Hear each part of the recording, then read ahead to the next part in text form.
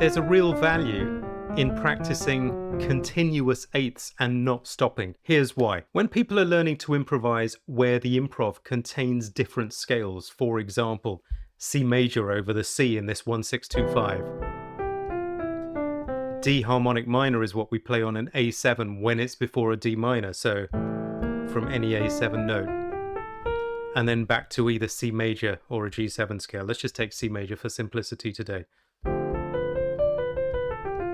This is a problem that people don't normally realize they have until it's pointed out to them. That people breathe every time the chord changes. So for example, they'll say C, A7 using the D harmonic minor, back to C.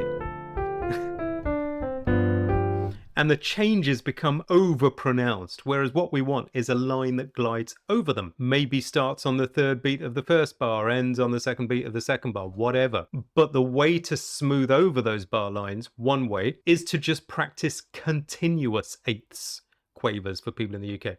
Because it will force you into trouble, if you like, and force you to make connections and get out of trouble. So if I slow right down, let's see what happens. Be aware of the time, and that's another thing. When people improvise, they often don't know where the bar lines are and where the chord changes are. Let's take two numbers in C, 7 and 2 or 9. So I'm going to run from the 7 up to the 9 and back down, connect to the A7. 1 and 2 and 3 and 4 and 1. This landed us on an A7 chord note, also part of the scale we're going to be using. Now, 3 and 4 and 1 and 2, up a diminished chord, down the scale, connected to a D minor 7 note, which was useful, right? Training yourself to do that also gets you sounding correct. So let me show you some things.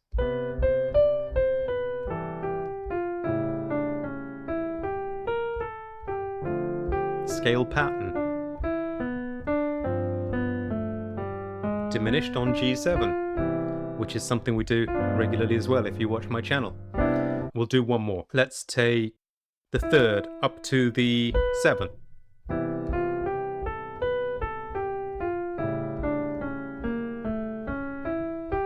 Notice how we're joining scales to chords. Look, scale, 3rd to 7th, down the scale. Be aware of the chord change.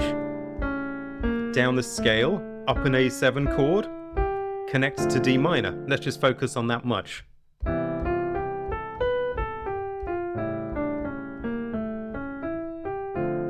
And that's how you begin to get some fluency and flow in those lines. We do loads of this on Jazz Skills. Come and see us there.